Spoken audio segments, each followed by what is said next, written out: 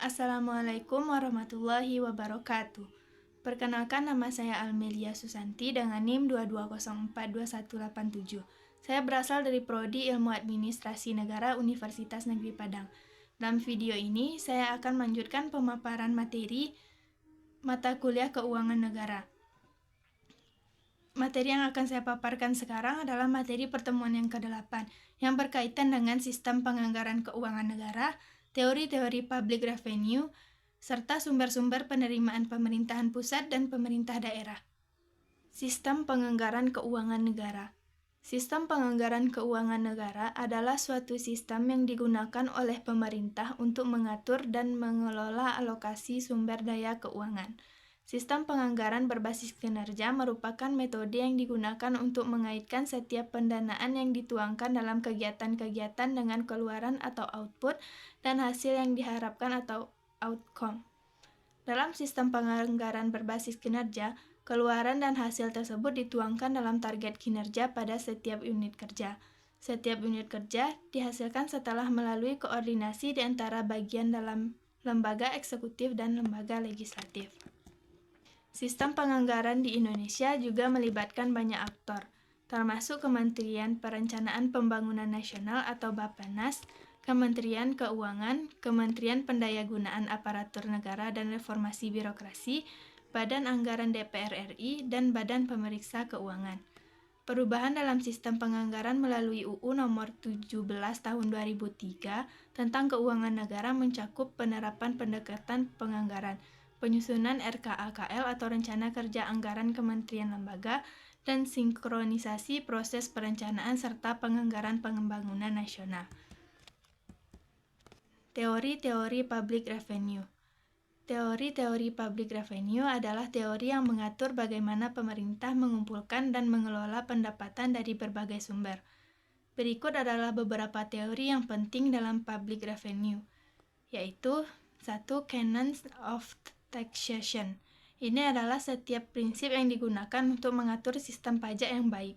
Prinsip-prinsip ini dikembangkan oleh Adam Smith dan masih digunakan sebagai dasar untuk mengatur sistem pajak yang efektif.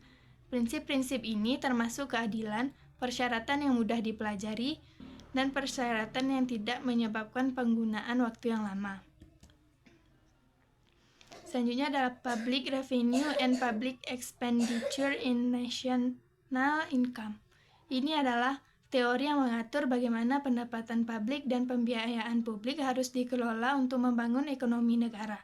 Teori ini menganggap bahwa pendapatan publik harus digunakan untuk meningkatkan ekonomi negara dan pembiayaan harus dikelola dengan cara yang efektif dan efisien.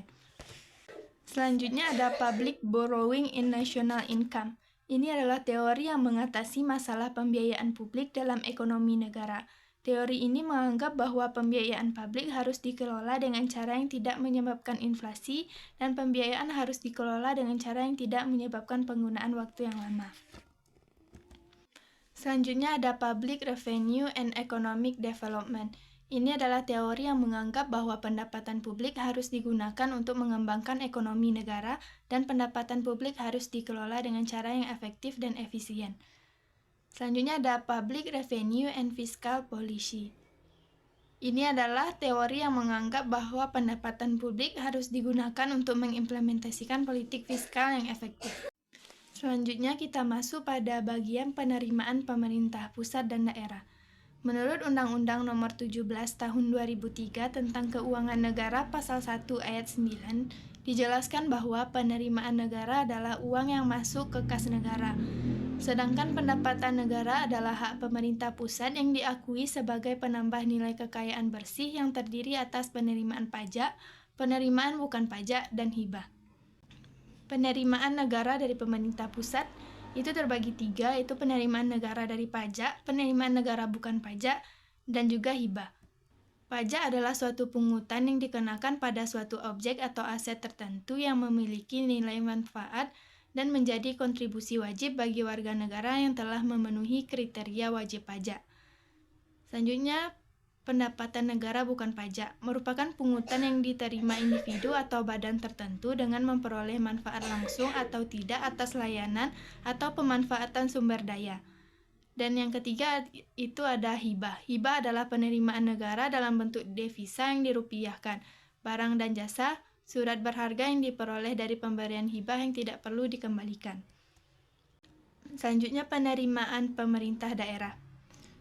Itu berasal dari pendapatan asli daerah atau PAD, pajak daerah, retribusi daerah, hasil pengelolaan kekayaan daerah yang dipisahkan, dana perimbangan, serta dana lain-lain yang pendapatan sah. Sekian presentasi materi pertemuan 8 dari saya. Atas perhatiannya saya mengucapkan terima kasih. Wassalamualaikum warahmatullahi wabarakatuh.